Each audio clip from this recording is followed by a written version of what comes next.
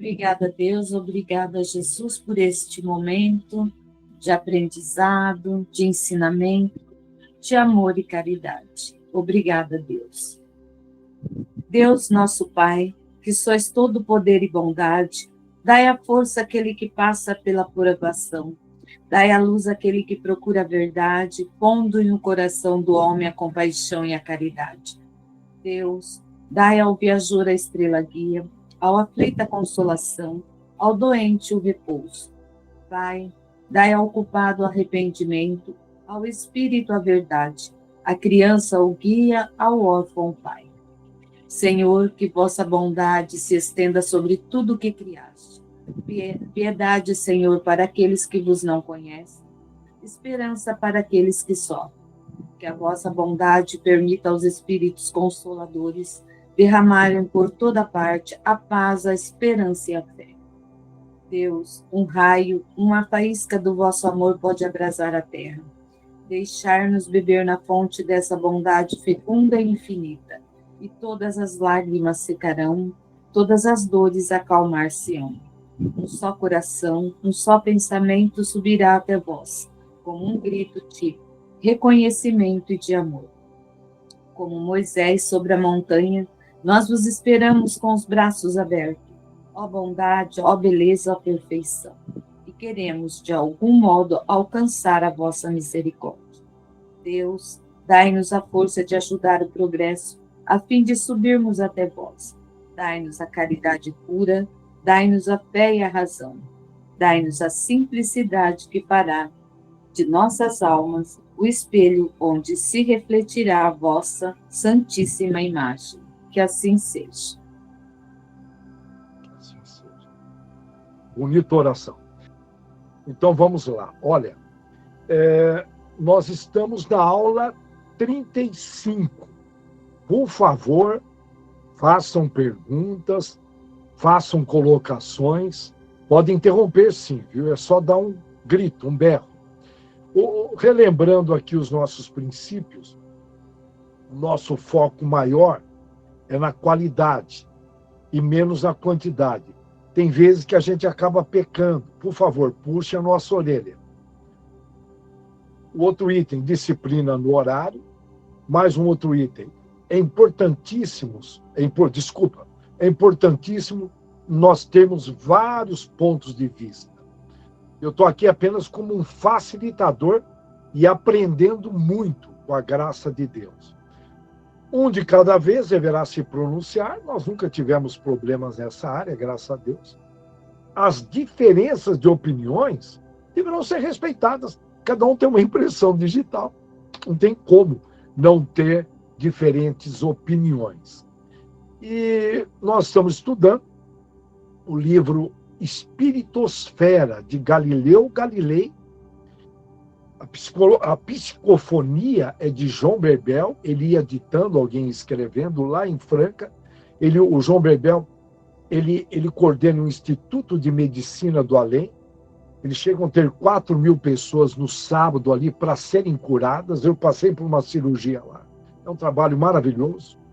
4.000 pessoas no sábado. É uma forma diferente de atendimento, uma logística, é um galpão enorme. Eles já devem ter concluído um grande hospital atrás, com a ajuda dos empresários de Franca, que alguns eu conheço. Galileu Galilei, só para homenageá-lo, foi um astrônomo, físico e engenheiro. E ele é descrito como um polímata. O que é um polímata? É um indivíduo que estuda e conhece várias ciências. Naquela época não tinha tantas distrações, não tinha televisão, não tinha internet, não tinha luz. Então, esse pessoal, eles eram bem focados. Galileu Galilei, ele é referenciado constantemente como o pai da física moderna. Ele nasceu em Pisa, onde tem aquela torre inclinada, né? A torre inclinada, nasceu em 1564, portanto, um período aí também de grandes mudanças. E nasceu em 1564 e morreu em 1642. Ele morreu novo, hein?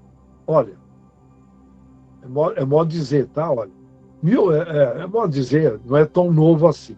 1564 para 1642, daí mais 70. Mas viveu bastante, ao contrário do que eu estou pensando. Agora que eu parei para fazer a continha. Nós vamos estudar o capítulo sobre fraternidades e ordens. E é uma pena que o André não entrou ainda, porque tem tudo a ver. O André está na sala. Já está na sala, legal, é bom saber. Olha, porque tem tudo a ver com o que eu estou pensando aqui, com esse futuro do Espiritismo, da Casa Dr. Bezerra.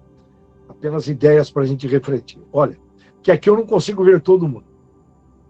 Nós vamos estudar, portanto, o capítulo Fraternidades e Ordens. Comunicações mediúnicas, elas nos mostram, dão conta, que no mundo espiritual há inúmeros agrupamentos de espíritos, formando grandes ordens ou fraternidades. Tudo bem? São grandes. E cada qual com uma denominação e um campo de ação diferente. Tem lá um nome e tem um determinado foco. As fraternidades, é chamado de fraternidades. As fraternidades do espaço são agrupamentos de espíritos que têm uma finalidade de auxiliar os encarnados. Olha que legal. Então, eu vou repetir. As fraternidades ou ordens do espaço são agrupamentos de espíritos que têm o objetivo, a finalidade de auxiliar os encarnados.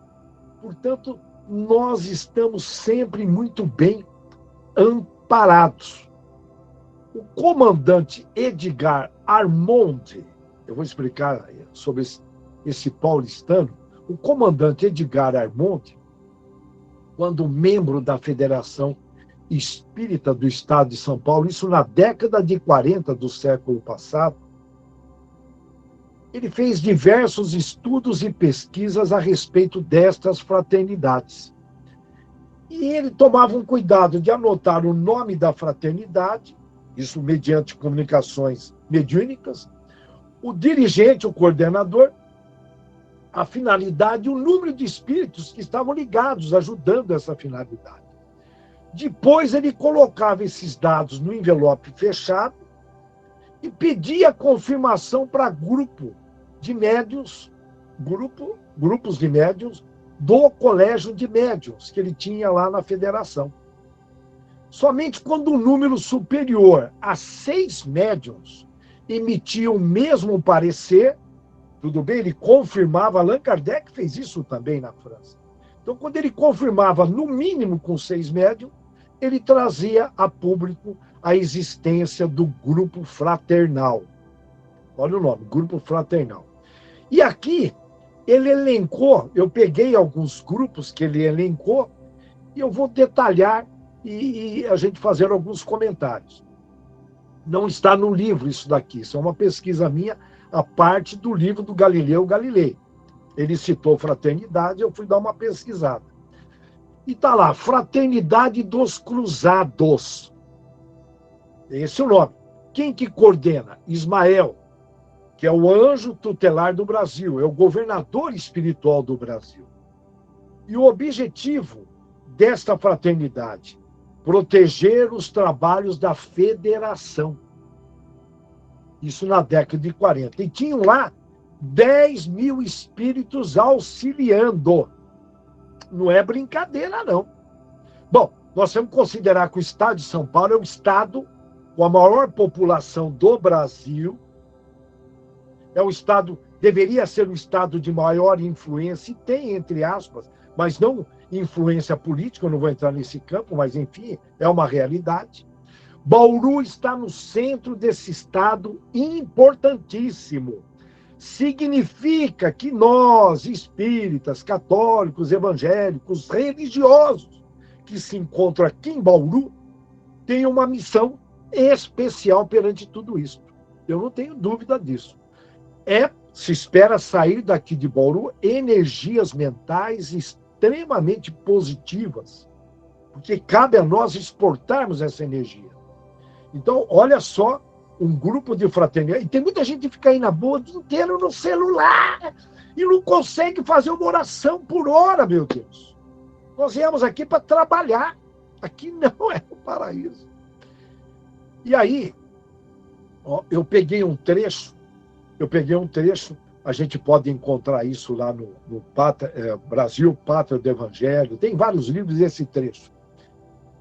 Eu vou pegar só o trecho para a gente captar Jesus convidando Ismael para cuidar do Brasil, tá? E, consequentemente, montar essa fraternidade.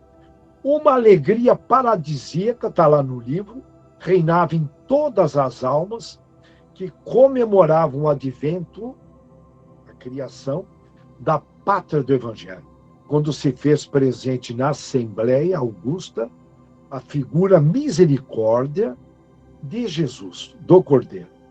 Complacente sorriso lhe bailava nos lábios angélicos. Olha, complacente sorriso de Jesus, o vocabulário é bastante rico, né? O português é bastante rico. A gente tem que estudar. Tem gente que fala, Davidson, você podia trazer uma linguagem popular. Não! Todos hoje nós temos recursos, você tem que pesquisar, estudar, sair dessa acomodação. Não, eu, sinceramente, eu gosto de trazer o real do livro, senão corre o risco de eu adulterar. Então, olha, Jesus, olha, complacente sorriso lhe bailava dos lábios angélicos, e suas mãos lírios, empunhavam um largo estandarte branco, como se um fragmento de sua alma radiosa estivesse ali dentro, transubstanciado, eu estou trazendo a íntegra, tá? Naquela bandeira de luz, que era o mais encantador dos símbolos de perdão e de concórdia. Falando de Jesus, hein? Dirigindo-se a um dos seus elevados mensageiros, ó, Jesus dirigindo-se a um dos seus elevados mensageiros, na face do orbe terrestre, na superfície do planeta Terra, em meio do divino silêncio da multidão espiritual, sua voz ressoou com doçura, a voz de Jesus. Ismael, olha Jesus, convidando Ismael. Já pensou? Olha, Ismael, governador da pátria do Evangelho. Governador, nós estamos bem amparados. Eu sei que nesse excesso de notícias negativas, tem muita gente aí que perdeu a esperança. Nós vamos ser testados na esperança, na fé. Isso faz parte do jogo, viu? Nós vamos ser testados na coragem cristã. E aí, olha Jesus, Ismael, olha Jesus, chama Ismael, manda o meu coração que doravante sejas. Manda o meu coração que doravante seja o zelador dos patrimônios imortais. Quem são os patrimônios imortais? Somos nós. Que constitui a terra do cruzeiro, que é o Brasil. Eu vou repetir porque... Imagina uma reunião dessa, é emoção, hein? Jesus chamando de Ismael, manda o meu coração que doravante sejas o zelador, que vai proteger, dos patrimônios imortais. Patrimônios imortais são todos os seres vivos aqui do Brasil, que constitui a terra do cruzeiro, que é o Brasil. Recebe-a nos teus braços de trabalhador devotado da minha seara, como a recebi no coração, obedecendo às sagradas inspirações do nosso Pai. Portanto, Deus passa para Jesus e Jesus convida Ismael, nosso governador verdadeiro, o nosso verdadeiro presidente, na minha opinião. Espiritual, elevadíssimo, elevadíssimo. E aí, pesquisando uma outra fraternidade, um outro grupo, Fraternidade do Trevo, cujo coordenador dirigente é o Razim. Quem pesquisou na Bíblia, poucas pessoas mergulham. Ele foi aquele mercador, quando eu falo mercador, aquele vendedor da época, que acompanhou a crucificação de Jesus. E ele, detalhe, ele acompanhou. E qual é o foco dessa fraternidade? Eu já ia começar a falar sobre ele. O foco dessa fraternidade, auxiliar na organização e direção da Federação Espírita do Estado de São Paulo. Olhem o investimento no Estado de São Paulo, no espiritismo. Sabe quantos mil espíritos estavam nessa fraternidade? O dobro do que tinha lá na fraternidade de Ismael. 20 mil tinha, ou tem ainda, não sabemos, né? 20 mil espíritos. Agora, quem foi Razim? Ele foi um mercador que estava passando por Jerusalém, dá para imaginar aquele vendedor, né? Passando, circulava, e no momento, ele estava passando no momento em que Jesus subia ao Calvário. Olha, tudo bem planejado. Ele ficou impressionado com a figura do Cristo, possivelmente com a energia do Cristo. Dá para imaginar? Sempre lembro dessa professora de Botucatu, que ela passou uma energia que eu nunca...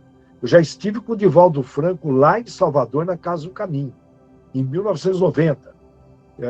Mas te juro, a energia que eu senti perto dessa professora em Botucatu não existe. No meio espírita, eu nunca senti uma energia tão intensa quanto essa professora em Botucatu, que organiza o evento Ciência e Espiritualidade lá na universidade, uma doutora, uma energia fora do comum. Então dá para imaginar esse vendedor, ele começou a assistir à crucificação e ele foi impregnado. A serenidade e o amor que se irradiavam de Jesus tocaram a sensibilidade do mercador, que então procurou conhecer a doutrina redentora, o cristianismo. Procurou os discípulos, conversou com Maria de Nazaré. Maria de Nazaré é a única que veio de Capela em missão. Lembra que o Chico foi exilado. Chico, doutor Bezerra, foram exilados, foram retirados. Maria de Nazaré, portanto, está acima, dá para imaginar, missionária. Lógico que hoje, doutor Bezerra, com o maior respeito, eu estou aqui colocando aqui a realidade, eu sei que na humildade de todos eles compreendem essa realidade. Chico, todos eles evoluíram, nós não sabemos. Aí depende de cada um, tá certo? Olha, mas você vê que eram já doutor Bezerra, desde a época de Cristo, lá entre os essenos, Chico Xavier, você vê a envergadura, hein?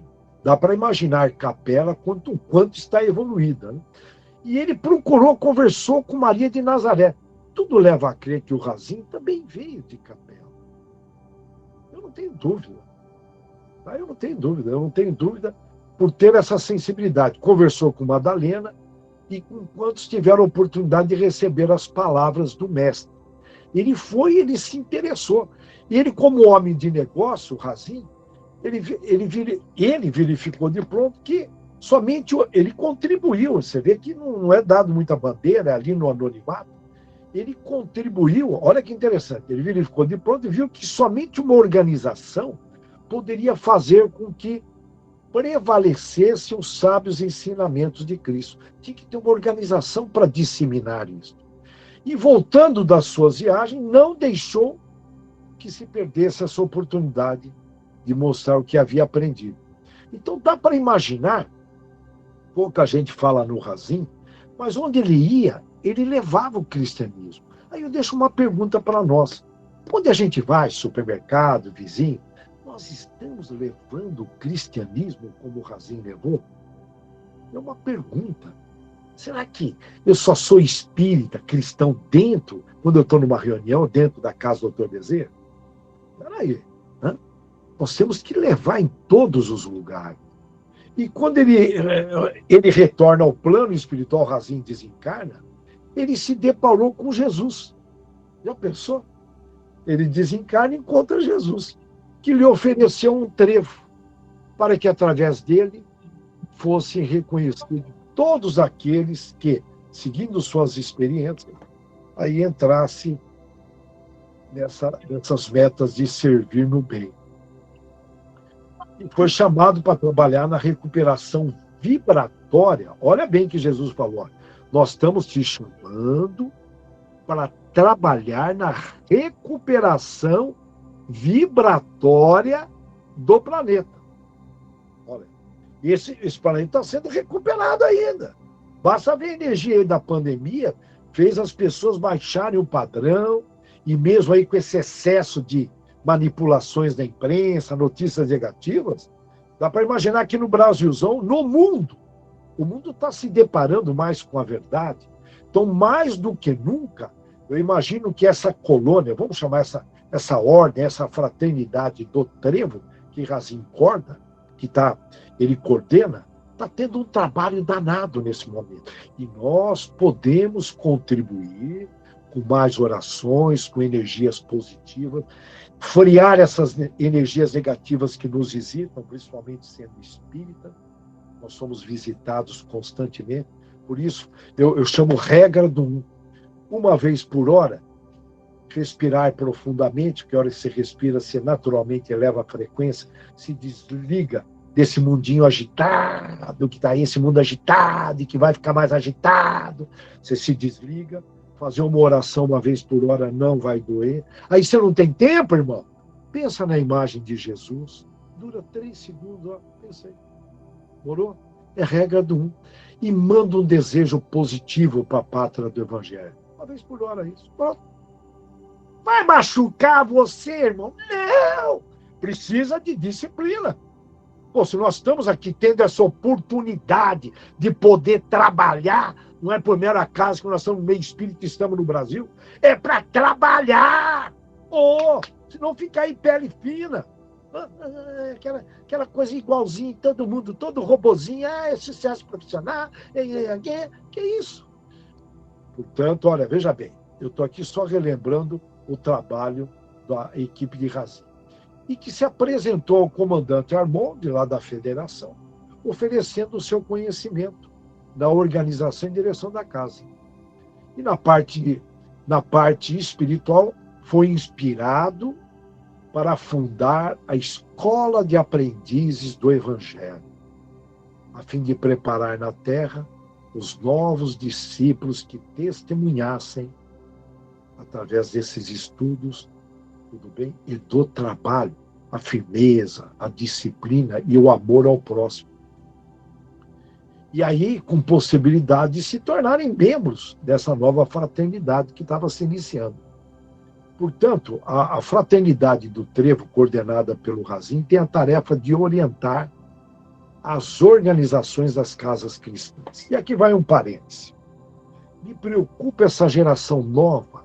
Eu já falei isso em alguns centros espíritas. Nós precisamos focar nas crianças. A pressão é muito grande. As crianças são esponjas. Nessa fase que nós somos filtros.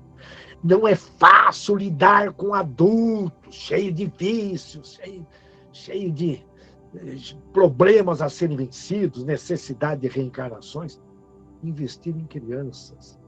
Todos os centros, e fica aqui a espiritualidade que está acompanhando, levar isto. E até um pedido ao Razin, que ele está firme, acredito eu, nesta fraternidade, orientar evangelho.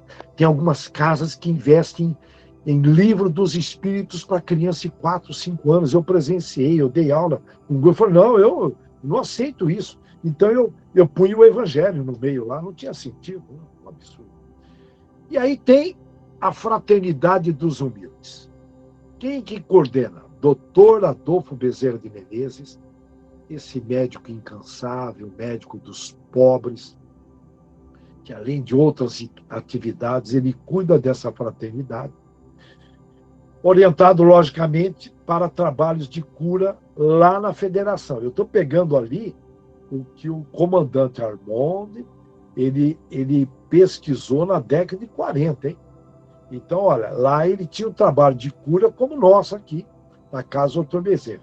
E o número de espíritos, ele não precisa falar, é numeroso. Portanto, tudo leva a crer que é acima de 20 mil trabalhando lá na Federação da grande capital São Paulo, que com certeza acaba se espalhando. A Federação tem conexão. E sob direção do Dr. Adolfo Bezerra de Menezes, com sede. Ele iniciou no início, sede lá na Federação, com 12 médicos. E na época, era corrente médica, e deve continuar, lógico, onde trabalhava o Louis Pasteur, que é aquele cientista francês, que contribuiu muito com descobertas, tanto na química quanto na medicina, descobertas das causas e prevenções de doenças. Pasteur é muito conceituado. E Agostinho, olha na equipe do Dr. Bezerra, o Agostinho. tendo-se daí originado 2 grupos de trabalho. Olha que interessante. Com a denominação de grupo do pastor, o grupo pastor, e outro grupo do Agostinho. Sendo o primeiro pastor, ele cuidava da cura física. E o outro, o Agostinho, das curas espirituais. Olha que legal. E sob coordenação do Dr. Bezerra de Menezes. Já curava na época dos essênios.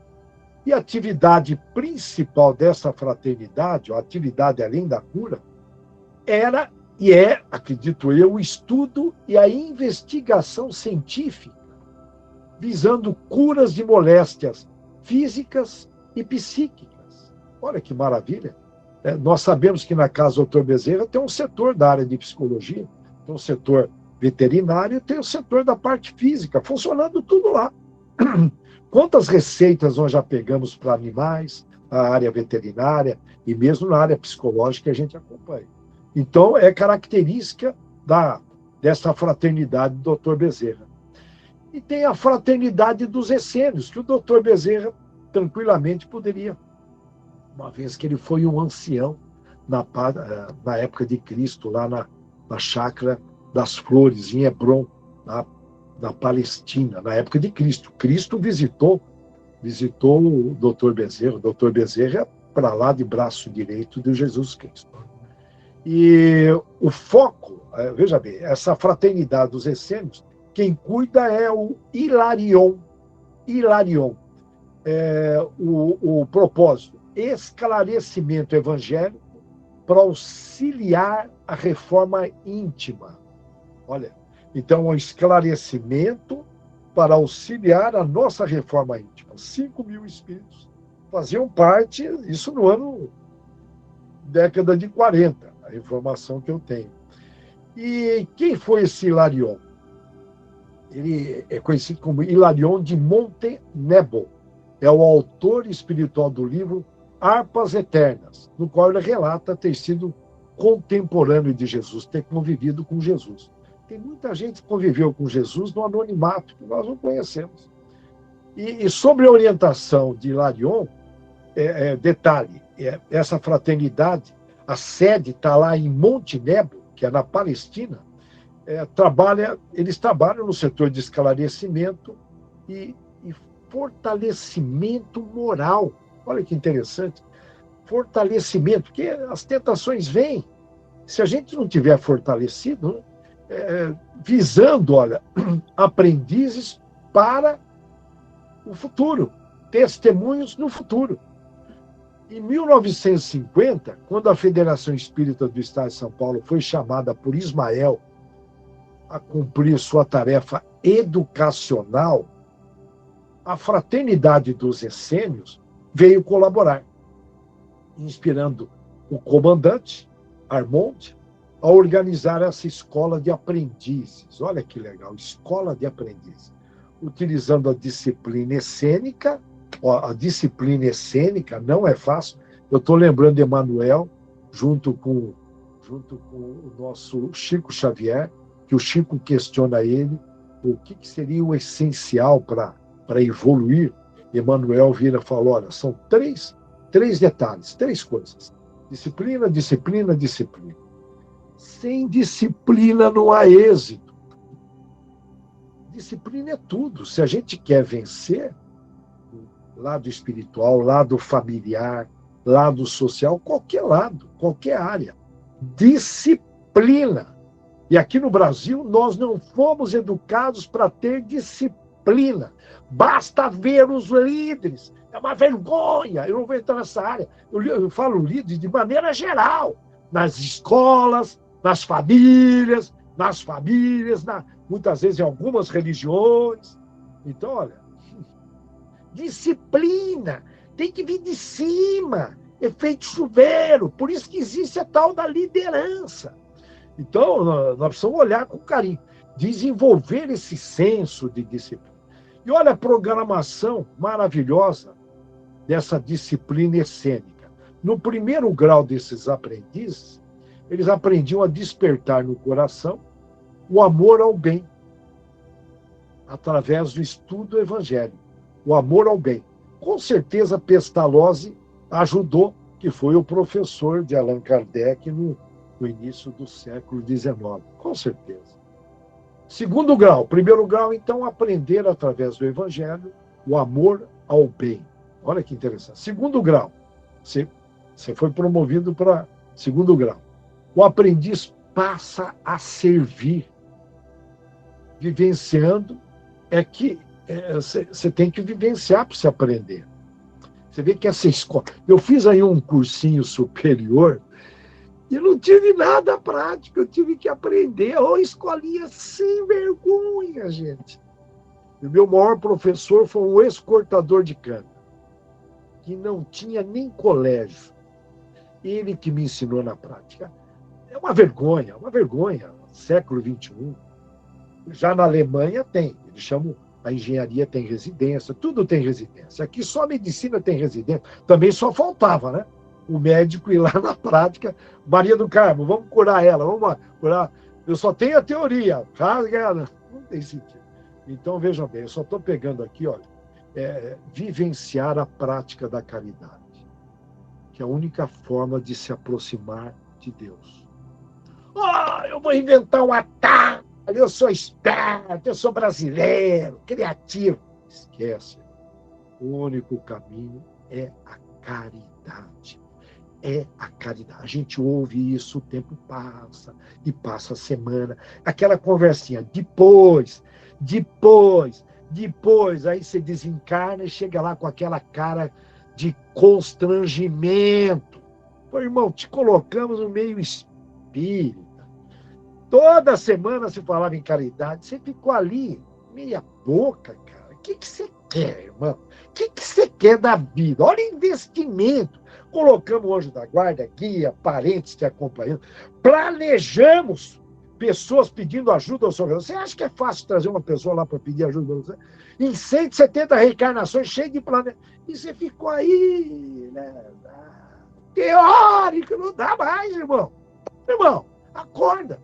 E aí eles aprendiam na prática. E o terceiro grau, o servidor passa a ser discípulo.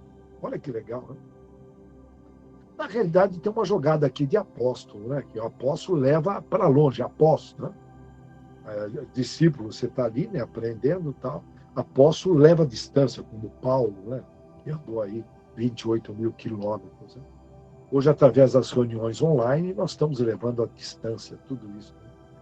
Então, veja bem, de alguma forma, é um estudo que tem a ver com apostolado. Né? Então, aprendem a servir, aprende aí em outras palavras, se torna um discípulo. Eu estou levando aqui para apóstolo. Né? Eu não sei se todos os centros seguem esse roteiro. Aprendiz, aprender a amar o bem, aí aprende a praticar a caridade, e depois se torna... Eu estou evoluindo aqui de discípulo para um apóstolo. Qual que é o projeto de Jesus? Eu, no meu prédio, onde eu estiver, eu levar o cristianismo, eu me posicionar. Eu não concordo com isso.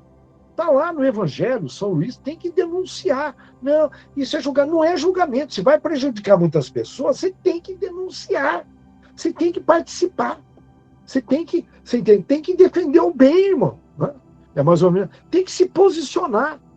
Peraí, eu não estou julgando a pessoa, estou julgando a ação. E se vai prejudicar um bocado de pessoa, tem que denunciar.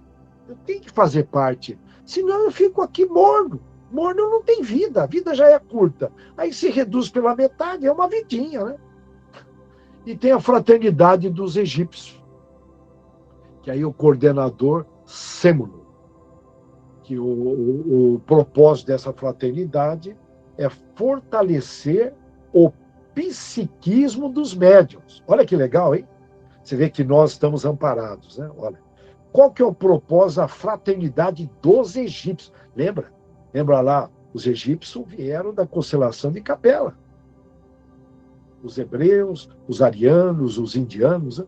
E os egípcios. Olha, fortalecer o psiquismo. Tem que fortalecer dos médiuns. 3.000 espíritos, porque são poucos médiuns ostensivos. Né? Todo mundo é médium, mas ostensivo. E durante um dos contatos com o mundo invisível, aqui eu peguei um trecho, tá? porque não é fácil obter informações sobre, não foi fácil obter informações sobre o sêmulo. Então, eu fui buscando textos em livros, enfim. Durante um dos contatos com o mundo invisível, praticados pelos sacerdotes egípcios, uma visão encheu de inquietação muitos dos presentes que a testemunharam. Nela se viu uma luz imensa, envolvendo o planeta, cidades desconhecidas, crescendo do deserto, e uma voz que repetia: prepare o caminho para aquele que é o maior de todos. Olha que interessante. Isso lá naquela época. Olha. Prepare o caminho para aquele que é o maior de todos. Apesar da inquietação de alguns sacerdotes, a maioria interpretava essas mudanças como relativas ao Egito, né? A grandeza do Egito, prevendo uma nova época de grandeza, aquela coisa toda, com a vinda de um faraó poderoso, faraó, imperador. E Sêmulo, você vê que a percepção dele, a mediunidade dele, são irmãos que vieram de Capela. Bom, egípcio, né? Egípcio. Os egípcios eram os únicos que acreditavam na época. Eles eram os únicos, um dos poucos, ou melhor dizendo, eles, os hebreus, que acreditavam num Deus único. Só relembrando, e eles trabalharam bastante para voltar rápido para a Capela. Dessas 4 imigrações que ocorreram, eles queriam voltar rápido, então trabalharam com as pirâmides, que tem um propósito aí no espaço, tem propósito que a ciência está procurando descobrir até hoje. E então, veja bem, Sêmulo tinha uma consciência, um médium potente. Então, olha, Sêmulo e alguns poucos, entretanto, perceberam nesse contato um aviso de que grandes forças estavam desenhando um novo rumo para a humanidade, não só para o Egito. Olha que interessante. Ele percebeu isso. Na verdade, o que percebiam era que esses acontecimentos estavam para desencadear preparativos, uma espécie de uma grande espera da vinda do Cristo. E que o Egito estava longe desse poder. Ele teve essa consciência, quer dizer, ele captou, né? E a força, enfim, em suma, ele percebeu que o pessoal estava, a maior parte dos sacerdotes e os egípcios estavam ali aprisionados em seus ritos, crenças enraizadas, né? E ele e alguns outros sacerdotes, entretanto, sentiu no fundo dos seus corações essa necessidade de renovação. E percebia que o povo sofrido, eu estou entrando nesse campo aqui, até para a gente entender que a hora que chega num determinado limite, Deus atua.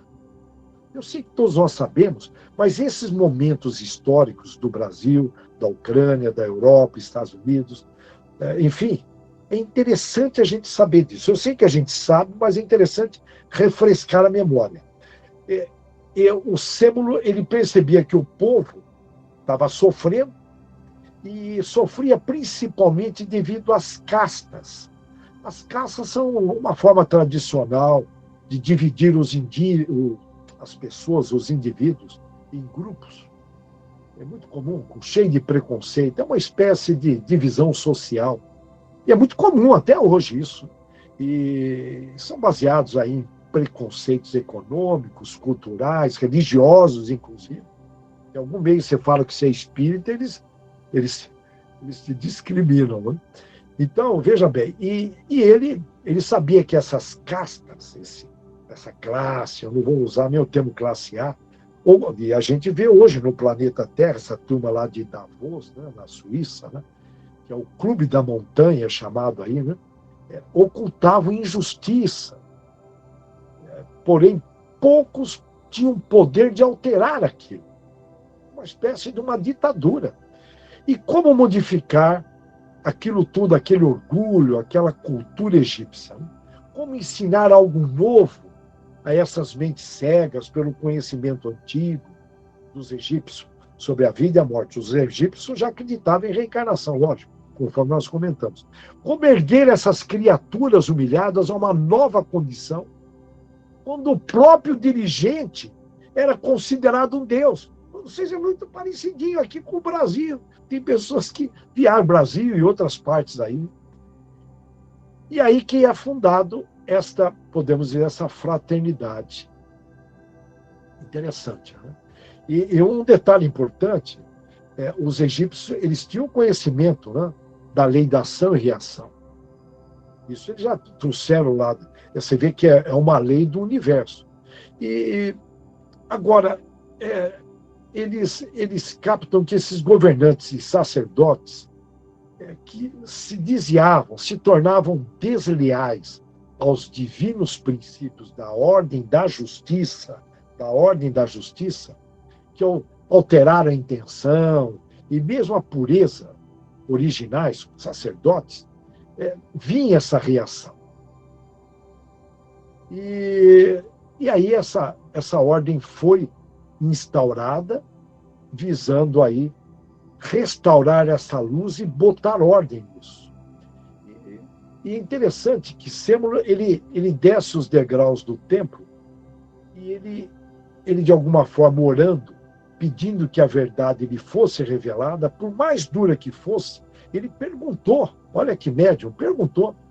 E o que eu achei interessante pesquisando esse texto, olha o termo que ele usa. Naquela noite, no livro, Sêmulo se preparou com os ritos costumeiros para a pequena morte. Os egípcios chamavam o sono de pequena morte. Achei muito interessante, nunca tinha ouvido falar nisso.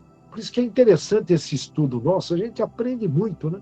Então, Sêmulo se preparou aquela noite, está perguntando o que está rolando, o que eu posso fazer, o que queres que eu faça? Olha que médium extremamente responsável. O que queres que eu faça, né?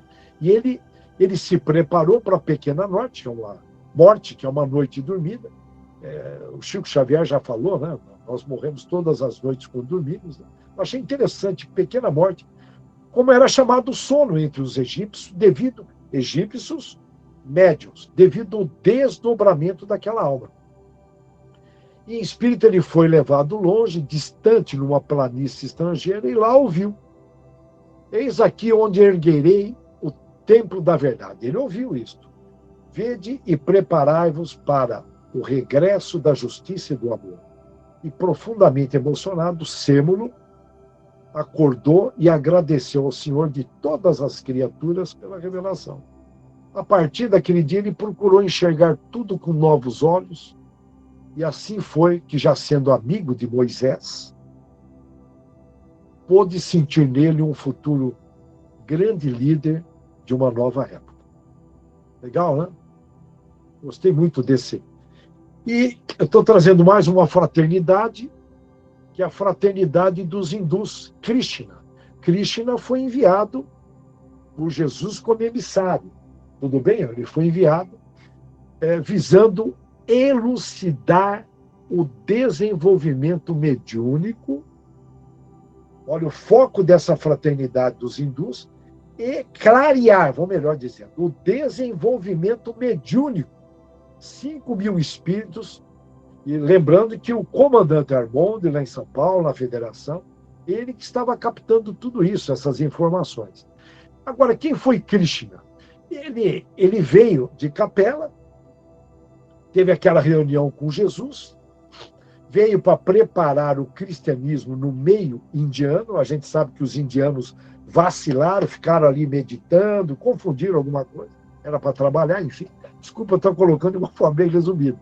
Não que eu seja contra a meditação, mas os indianos exageraram, interpretaram mal, teve ali, e surgiu lá um grupo de extremo materialismo, que são os Charvakas, que acabou dando origem aí um bocado de problemas aí hoje, até hoje presente, que é o anticristo, surgiu ali no meio da Índia, nas minhas pesquisas, hein?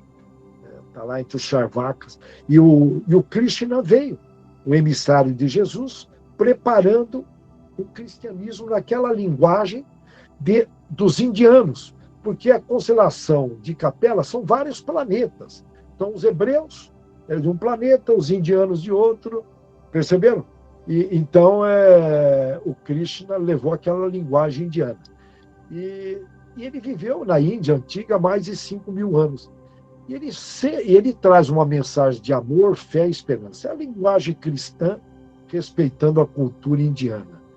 Milhões de hindus, todos os anos, aí que teve uma confusão. Na época, como o Krishna se diferenciou por ser um ser elevado, consideraram ele praticamente um Jesus, similar a um Jesus, um grande mestre. E essa foi a má interpretação. Ele só foi um emissário, como Buda, como Lao Tse na China. Né? Então, milhões de hindus todos os anos, mas é fantástico. Como a Igreja Católica também tem a santificação merecida. Né? Mas, enfim, teve uma má interpretação aí, teve um exagero. Tá? É Jesus Cristo que governa, é ele que comanda tudo. Né? Então, milhões de hindus, todos os anos, com orações, peregrinações, principalmente na cidade de Mathura, com TH, Mathura, no norte da Índia, onde o Krishna supostamente nasceu. E de acordo com a sabedoria de Krishna, eu estou falando, vocês podem interromper, hein? Dá um monólogo aqui. De acordo com a sabedoria de Krishna, não devemos temer, isso aqui eu achei muito legal. Eu tenho que destacar. Eu até coloquei um lembrete aqui, ó. Não devemos temer ou nos responsabilizar por aquilo que foge do nosso alcance. Para mim, isso fez um bem danado, porque eu tenho sofrido aqui, eu estou confidenciando, nós somos um grupo, né? Eu estou até desabafando. Eu tenho sofrido demais com algo que está fora do meu alcance. Então, o mínimo que eu tenho que fazer é orar. Mínimo e máximo, possivelmente. Mas ouvir isso de Krishna, eu quero pensar durante a semana e estudar exatamente isso, a gente refletir durante a semana, de acordo com a sabedoria de Krishna, portanto, olha que interessante, não devemos temer, ter receio, ou nos responsabilizar por aquilo que foge do nosso alcance. Não é verdade? A gente fica pensando lá em São Sebastião, muitas vezes nesse tremor na Turquia, crianças, quem tem neto me entende. Imaginando meu neto lá naquele meio, não é diferente, né? Você já pensa, não é fácil. Então, me ajudou muito essa frase. E aí o Krishna fala, a morte, por exemplo, é inevitável. Então, ele leva o Krishna para não temer e não se responsabilizar, porque a morte foge do meu controle. Ele levou para esse lado, eu levei para outros. Eu não levei para a minha morte, eu levei para a morte de outros, mas eu vou ter que levar para a minha morte também. Então, a morte é inevitável e o espírito é eterno e continuará sua jornada dentro ou fora de um corpo visível. Então, como esse que nós estamos habitando hoje. E Krishna é um Deus personificado no hinduísmo, não deveria ser, eles são simplesmente um emissário de Jesus, com o maior respeito ao Krishna, ele sabe disso, é uma mente evoluída, mas na época os indianos se perderam, conforme eu comentei. E é um representante, enfim, segundo eles, do Deus Supremo. Então tem um determinado exagero, e Krishna sabe disso, lógico. E ele representa uma verdade absoluta, isso é legal, hein? Eu levei muito tempo para entender, busque a verdade para se libertar. Nesse mundo de falsas notícias que a gente tem de todo lado, eu passei a compreender a preocupação de Jesus naquela época. Busque a verdade para se libertar. Não é fácil, viu? Nós temos que filtrar. Eu tenho pegado algumas notícias e falar, não vou compartilhar, eu cometo isso nas mídias, né? Eu acabo cometendo alguns erros, mas eu tenho pegado algumas notícias, segurado elas, e jogado para a intuição e consultando. É verdade, não é? Porque tem algumas notícias, nós temos que alertar as pessoas, né? Não é verdade? E aí, eu estou procurando seu objetivo, tudo bem? Ó? Deixa eu ver aqui, eu estou sem o horário, deixa eu dar uma olhada. Opa, 20h55, estamos dentro. E tem a fraternidade do cálice, né? Que é quem coordena? Maria Madalena. E o objetivo é apoiar os doentes. Possivelmente, eu torço para que ocorra isso.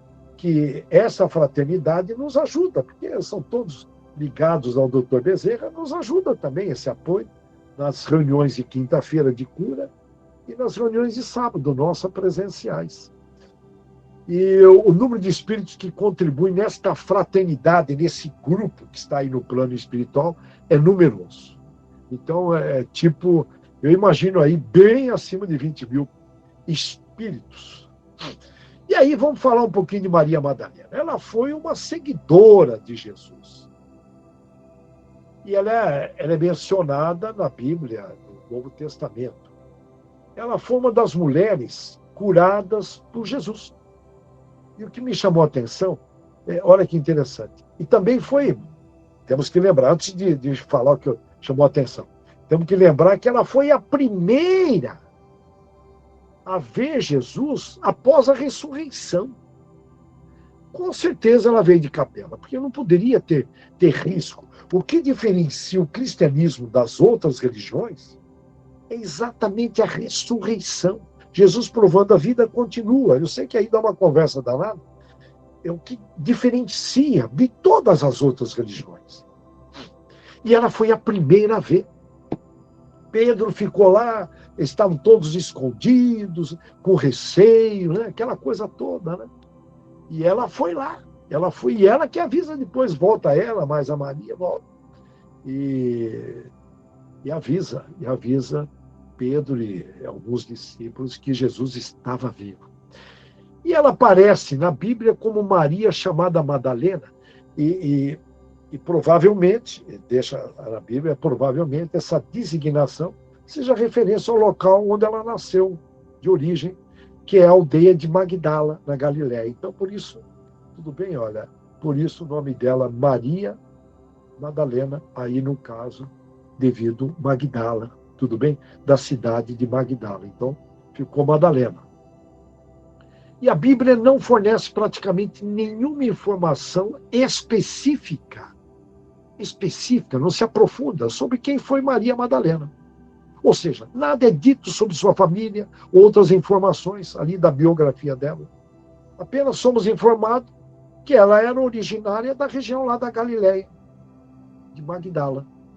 Além disso, a Bíblia também relata que Maria Madalena era uma das mulheres curadas de possessão demoníaca pelo Senhor Jesus. E me chama a atenção, porque Lucas, o evangelista Lucas, o médico, ele era detalhista, sabe, extremamente disciplinado. Lembra que ele que escreveu o Evangelho de Paulo. Era para Paulo escrever, aí teve uma mudança de plano, Paulo passa a bola para ele para poder mandar as cartas e atender um problema imediato. Mas o evangelista Lucas fornece um dado interessante, está no Lucas 8:2, capítulo 8, versículo 2, que saíram da Maria Madalena 7 demônios. Olha que interessante. Aí eu tenho que destacar o tal do 7, né? Me chama muita atenção. São 7 cidades aí localizadas aí dos dragões, uma em Jerusalém, enfim. São 7 dias na semana, 7 pecados capitais, são 7 anjos caídos. Tem um bocado de coisa 7 que eu não vou conseguir me lembrar aqui. Eu até anotei outro dia, que eu vou ter aqui. 7 chakras, estou lembrando agora, 7 chakras. É interessante esse detalhe. E quando eu fiquei sabendo, peraí, mas da Maria tiraram 7 demônios. É interessante. E ela veio de capela, com certeza. Após ter sido curada por Jesus, você imagine ali 7 obsessores, né? Ela passou a seguir e ser uma das pessoas que contribuíram com o seu ministério itinerante. E tem alguns trechos que dizem que ela tinha bastante posse. E ela colocou esses bens no auxílio ao sustento de Jesus e seus discípulos, seus apóstolos. E a Bíblia, em nenhuma parte, diz que Maria Madalena foi uma prostituta. Não está na Bíblia. Na verdade, essa é uma conclusão popular do Evangelho. Olha as distorções. Que era considerada uma prostituta. E, na realidade, lá aparece apenas como uma pecadora. Eles relacionam Maria Madalena com aquela mulher que aparece portando um vaso e que estava ungindo Jesus. Está lá no capítulo 7 ao 7, outra vez, de Lucas. E essa mulher anônima é simplesmente designada apenas como pecadora e jogaram para Maria Madalena. Você vê que tem que tomar cuidado até com as falsas notícias bíblicas. Imagina, vem lá do grego, ou do hebreu, ou aramaico, enfim, passa pelos teólogos alemães, chega no Brasil, e aí cada pastor, cada teólogo brasileiro, português, tem aí uma interpretação. Nós temos que filtrar. Ok, até o presente momento, alguém quer fazer alguma colocação? Tudo bem? Foram essas as ordens / fraternidades, que são grupos, né? E que estão... Quando a gente pesquisa isso, a gente fala, caramba, como é bom reler, recordar e aprender, né? Porque eu me senti tão amparado ao preparar esse estudo, um amparo tão grande, que a gente vê, nós somos testados na fé constantemente. Viu? Alguém quer fazer alguma colocação? André? Para só eu falando, eu estou vendo que o Sérgio já está até olhando feio para mim, de tanto ouvir a minha voz. Ainda bem que a Maria do Carmo olha bonito, a nossa Dani também olha bonito, a Nilde olha bonito, mas fala aí, estou brincando, brincadeirinha. André, quer fazer algum comentário? O próprio Sérgio. Quem quiser comentar, Cataline, não sei se ela está aí, a Priscila, minha prima, enfim. Bem, eu vejo assim, essas fraternidades, elas foram criadas de forma muito bem pensada por Deus, né? Porque elas trazem equilíbrio. Porque quando nós falamos das fraternidades, nós não podemos olhar apenas no tino espírita, assim no contexto geral, né, da humanidade, né? Então daí nós temos as adversidades religiosas, mas que todas estão interligadas a Deus e todas estão interligadas à espiritualidade. Tá? Então as fraternidades trazem equilíbrio, né? Porque nós que também reencarnamos, veja, com algumas responsabilidades no tino religioso, também seguimos certos caminhos. Veja, então vamos lá. Nós, hoje na Casa Bezerra de Menezes, por exemplo, nós trabalhamos três sequências de atividades, certo? Então vamos pensar, é cura, como todo mundo imagina? Não, não é só a cura. Veja, é a cura, é a evangelização, porque fazemos palestras ali de 4 horas no sábado, né? Toda semana vamos por 2h30, 3 horas de palestras, né? Mais a segunda-feira, estou na Casa Bezerra de Menezes, né? Temos os passes, veja, temos o grupo muito bem constituído, onde tem uma simplicidade, tem um amor muito grande. Veja, tudo isso está interligado, veja, a essas organizações, dessas fraternidades, porque mensageiros dessas fraternidades estão presentes. Daí a gente pensa assim, poxa, ali onde tem a água fluidificada, né? É pura e simplesmente uma água que está lá? Não. Tá, é uma sala preparada por uma água fluidificada, onde aos sábados, veja, o que acontece? Espíritos designados por Bezerra, que fazem parte dessas fraternidades, estão ali a fluidificar a água. Ah, são os médicos? Não, não são os médicos. Os médicos estão na sala de atendimento e na sala de passe. Veja, ali são pessoas com conhecimentos e fluidos preparados para modificar um contexto molecular de um líquido que virará um medicamento. Olha que interessante que é isso.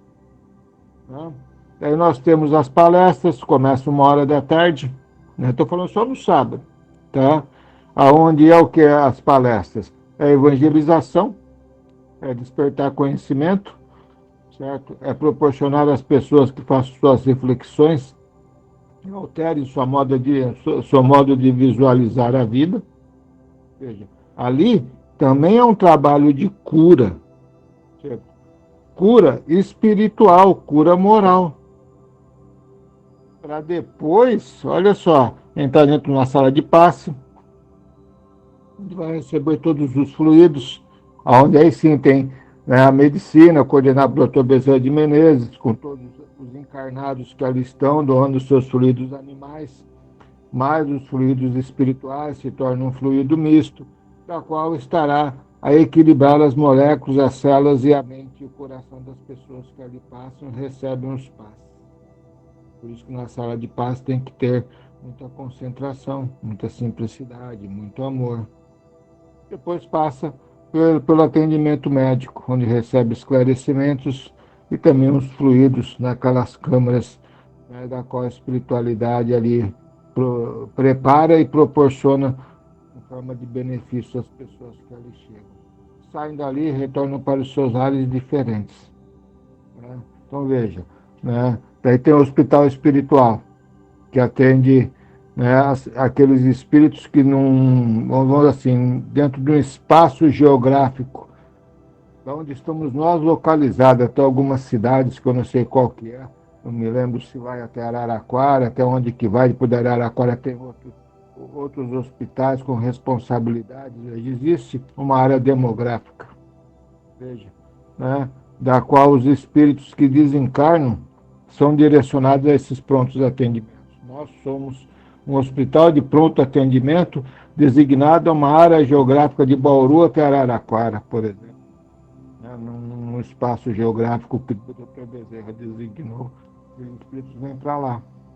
Veja, ficam sobre os tratamentos espirituais e também sobre todas as atividades materiais que ocorrem. A espiritualidade vai pincelando, né, números de espíritos e pondo em conjunto conosco para que eles possam ter as experiências também daquele elo de desligamento da vida carnal.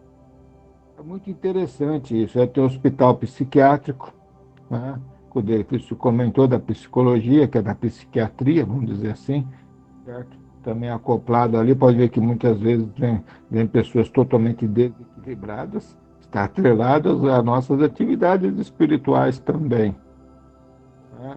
Tem ali hospitais para animais, veja, né? De vez em quando damos algumas receitas, não é o objetivo, claro, né, da casa, mas de vez em quando colaboramos com alguma coisa, as intuições que assim se vêm, né? E depois tem as outras atividades. Então a gente vê que essas fraternidades fazem parte de tudo isso, né? Aí não tem a fraternidade que vai para o lado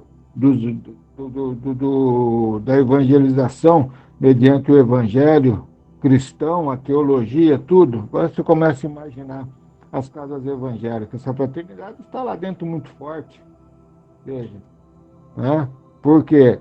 Para que tenha um despertar também das pessoas. Então, as fraternidades foram criadas com muitas sabedorias por Deus, por Jesus, para pôr um equilíbrio, senão seria uma baderna, né? Nesse planeta que nós vivemos, dentro do contexto do tino religioso e cristão. Então, eu vejo isso de uma forma excelente. Tá? Eu já tinha noção que existia, mas o Davis hoje, né, vamos dizer assim, explicou muito bem, detalhadamente, cada um. Né? Ok? Legal. Legal, André. Eu vou apresentar bem rapidinho só uma parte final, aí a gente abre para mais comentários. Legal, viu, André? Claro, eu acho que poucas pessoas sabiam tudo isso que acontece ali, e certa vez nós visualizamos o segundo piso lá da casa do Dr. Bezerra. É uma construção bem interessante, viu? É interessante. Tem um segundo piso e é grande o hospital. Eu estava lembrando agora que uma fala do Dr. Bezerra faz muito tempo, tá? Dizendo que dali seria um centro distribuidor de energia, tá? E que teria, vamos dizer assim, uma força muito grande. Olha. Tá? Veja, uma vez o Dr. Bezerra comentou isso faz muito tempo atrás, ainda era o Jurandir que era médico. Veja, eu estava recordando disso agora, e a gente vê que realmente isso acontece. Ontem mesmo recebemos uma notícia. No finalzinho lá, nós estávamos reunidos lá, eu, o Dankmar, a Ana, a Dona Isolda, organizando a agenda da semana seguinte, né, que a gente faz. Sim. Aí não sei que vocês vão lembrar, tem uma mocinha que vem de Pederneiras, a Mariana. Tá? Ela veio tratar de endometriose, né? Ela tinha um problema e queria engravidar. E ela já tinha feito tratamento até em São Paulo, indo para Brasília, vários locais. Aí, no último atendimento, eu nem lembrava, o Dankmar, né, que a Ana que comentou. O médico estava fazendo o tratamento junto a ela, já fazia acho que uns 5, 6 meses. E no último tratamento que ela veio no mês passado, o médico falou: olha, não precisa mais do tratamento, né? Pode parar com o tratamento, né, do trabalho para a gravidez, certo? Você vai continuar com água fluidificada, né? Bacana, o médico veio a intuição, a gente fala, né, aquilo, procura ser fiel naquilo da qual a gente recebe a intuição. Aí daí o Dankmar falando: olha, então, você vendo, eu pensei realmente que ela ia engravidar. E do mês passado para cá, ela acabou acontecendo e ela engravidou. Ah, que legal. Né? Então, nós recebemos uma notícia ontem, né? Então, são coisas interessantes que, assim, tudo está na mão de Deus. A verdade é essa. No momento certo, na hora certa, é a hora que a pessoa está preparada para receber um novo ser. Sempre gosto de dizer isso, não é a gente que faz. Né? Então, Legal, legal. Muito bom, muito bom. Olha, legal, hein? Vocês estão me ouvindo bem, né? Eu vou procurar falar bem alto, tá? Estão me ouvindo, joia? Olha, voltando aqui. No mundo espiritual, esses patamares, esses estágios de cada um, eles se diferenciam segundo a vontade. Olha a importância. Lembra que a gente sempre fala, nós temos 4 departamentos mentais. Departamento de desejo, departamento de imaginação, memória e inteligência, e a vontade, que é a grande gerente, administradora. E aí, você vê que nesses estágios, né, é importante a gente estar destacando, são estágios vibratórios. E a vontade tem uma importância danada. E eu trouxe aqui uma definiçãozinha de vontade que eu achei muito legal. É baseado em cientistas da área da psicologia e psiquiatria. A força de vontade, ela pode ser definida como a capacidade de adiar gratificação. Eu adoro essa definição, eu vou repetir, hein? É para anotar, hein, Maria do Carmo? A capacidade de adiar gratificação, resistindo às tentações de curto prazo, a fim de cumprir metas de longo prazo. Você vê que o projeto de Jesus, olha, está bem alinhado. E aí, em outras palavras, é a capacidade, nós, médiuns espíritas, é a capacidade de anular um pensamento ou sentimento, ou impulso. Sabe aquele impulso indesejável? É a capacidade de anular, falar, isto não me pertence. E aí me fez lembrar uma pesquisa, até virou um livro, que eu não vou lembrar o título do livro, que, se eu não me engano, é o teste do marshmallow. Eles colocam uma mesa com marshmallow e põe uma criança na frente, tá, do marshmallow, a criança sozinha na sala, a professora sai e fala: olha, eu volto já já. Se você resistir e não comer esse marshmallow, você ganha um outro. Ok? E câmera filmando as crianças. E aí a professora sai. Bom, resultado. Apenas em torno de 20% das crianças conseguem resistir à tentação de comer o marshmallow. Que tem tudo a ver quando o Chico Xavier coloca que apenas 20% serão promovidos para outra dimensão. E vale a pena vocês porem aí no YouTube, teste do marshmallow. Tinha uma criança que ela pegava no marshmallow, ela sofria e ela aguentou e ganhou o segundo marshmallow. Porque os que resistiram àquele prazo ganhavam o segundo marshmallow. Então ali é um teste de vontade para vencer as tentações, os 7 pecados capitais. E também essas faixas vibratórias que são colocadas aí, depende da vontade e da sua evolução. Eu estou falando isso porque a minha expectativa esse grupo que está aí hoje na casa do Dr. Bezerra, e a gente tem que gerar aí crianças para darem continuidade, tudo bem? Ó? Vai vir aí o neto da Rosa, o neto da Maria do Carmo, nós precisamos gerar aí pessoas para tocar. Mas eu imagino lá na frente a gente se reunindo numa colônia dessa, em fraternidade, numa ordem. Todos nós, hein? Já pensou que legal, hein? Já pensou? Então nós temos que pensar na transição. O André está cheio de netos, ele já está levando lá de vez em quando, sábado à tarde, a Maria, a esposa dele, já leva. Então, veja bem, em suma, essas colônias se dividem atendendo esses fatores aí no plano espiritual e respeitando aí campos religiosos, filosóficos, científicos, sempre adequando às necessidades de ordem moral dos indivíduos. Legal, né? E já que o André falou na simplicidade, nesse texto do livro, o título é Templos. Eu vou procurar resumir, deixa eu ver como eu estou de horário aqui, tá? Eu vou resumir rapidinho. Ele comenta, o Galileu Galilei, que há uma enorme variedade de templos, muito mais do que a gente imagina calcular ou imaginar. Eu vejo que cada vez que eu entro na pousada Esperança 2, tem lá uma portinha, tá lá um pastor, uma nova unidade evangélica, de alguma forma, e que contribui muito com orações para essa faixa vibratória. Então, ele diz que lá no plano espiritual há uma enorme variedade de igrejas, de templos. E o mundo espiritual é a pátria verdadeira, é a razão das verdades entre todas as verdades. E é constituído dessas variadas formas e situações que a gente pode criar. E ele comenta, eu achei muito interessante essa parte, há templos, castelos, prisões e masmorras. Lembra que masmorras são essas prisões no subsolo,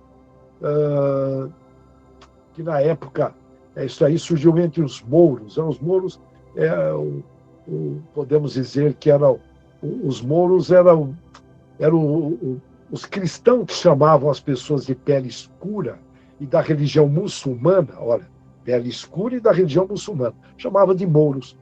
E esse termo veio deles, esse termo de masmorras, que eram celeiros onde eles chegavam a colocar alimentos também, mas servia de cárcere, uma prisão subterrânea. Então, tem enormes tipos de edificações, ambientes, hospitais, igrejas de várias crenças, tantas quanto a gente pode imaginar. Mas ele coloca algo que me chamou muito a atenção, Galileu Galilei. Com a mudança planetária, presta bem atenção, vários templos vêm se desmoronando no plano espiritual. Porque a reforma moral está na linha de frente. Olha bem, a reforma moral, nós estamos caminhando para a regeneração. E ele fala que o processo é global de regeneração. E ele fala que já está começando com firmeza. E esses falsos templos estão sendo desmanchados. E essas grandes mansões que eram plasmadas também estão sendo aí desmanchadas. E eu estou lembrando de um brasileiro na semana passada, ele comprou uma mansão na Flórida, não estou julgando ele, hein? Comprou uma mansão nos Estados Unidos por 200 milhões de dólares. Nunca se vendeu isso na Flórida, uma mansão neste valor comprada por um brasileiro. Então, vai ser desmanchado na regeneração. E aí que eu chego no ponto que o André levantou a bola, a simplicidade. A simplicidade vem assumindo a sua grandeza em algumas áreas.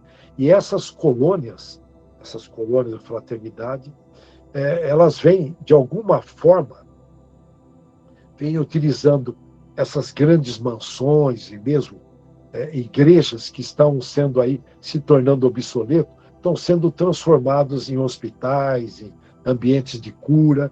E ele destaca que está sendo valorizado escolas e estudos dentro da maior singeleza. Esse tipo de estudo que nós estamos fazendo aqui está sendo mais valorizado do que aquelas igrejas todas no plano espiritual. Eu achei muito interessante isso. Eu não estou generalizando, hein? Por favor. Eu vou até repetir, porque eu achei muito interessante. Olha, a simplicidade vem assumindo a sua grandeza em algumas áreas. Hoje, as colônias vêm superando templos isolados, vêm valorizando escolas e estudos dentro da maior singeleza, da maior simplicidade. Em outras palavras, esse tipo de estudo que nós estamos fazendo aqui tem tudo a ver com os novos tempos. Com certeza nós somos inspirados. Ok?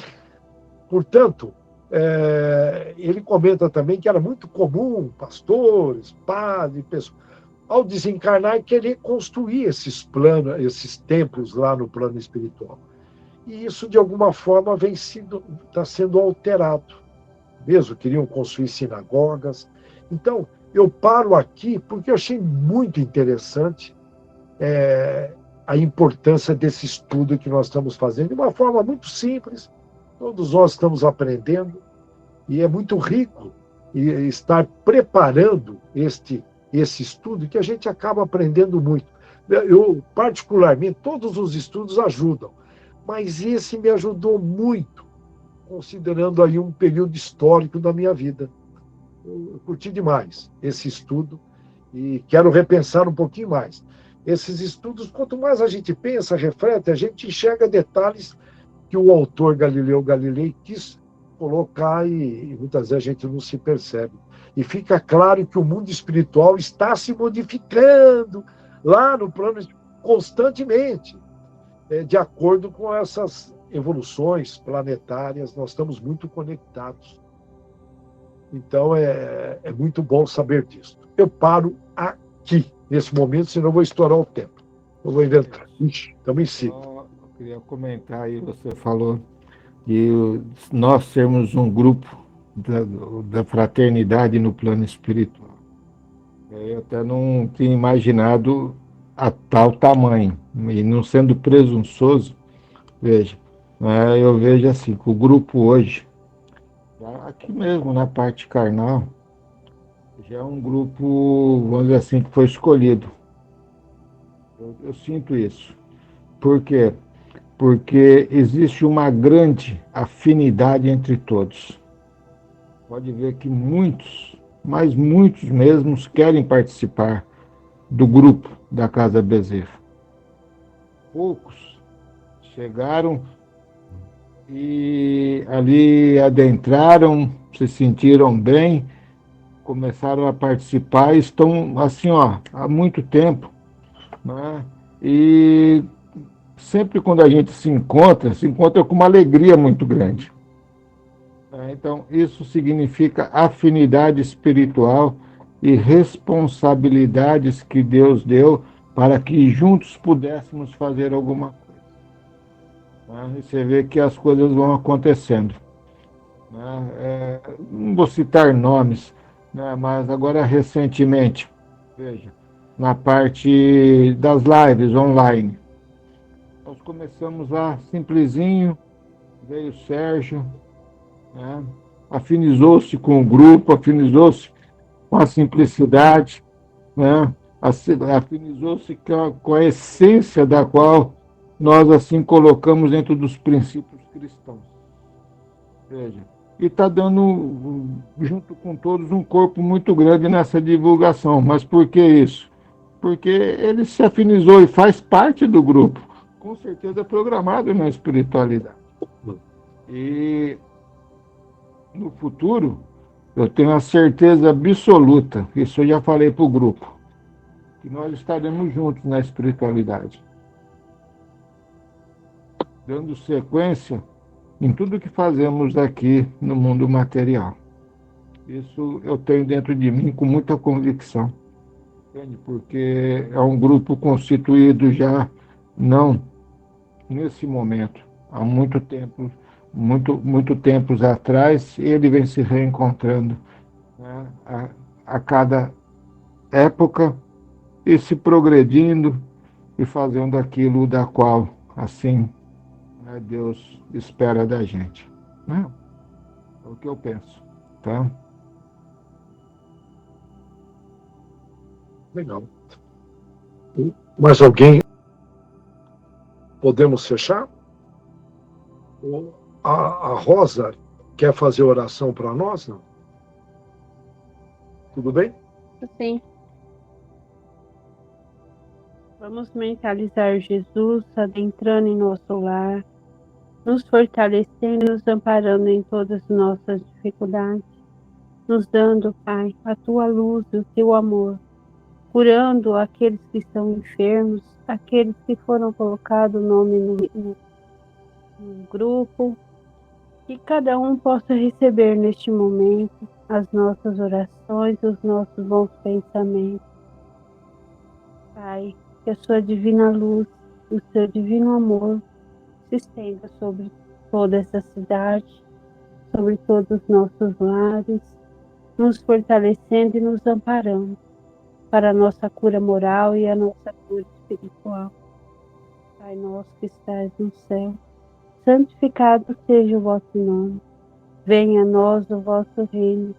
Seja feita a vossa vontade, assim na terra como no céu. O pão nosso de cada dia nos dai hoje.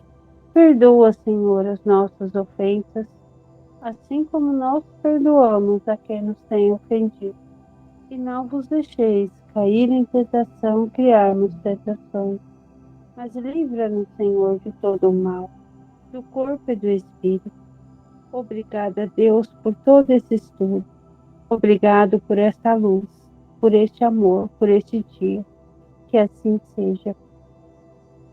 Muito obrigada, Deus. Muito obrigada, Jesus. Que assim seja.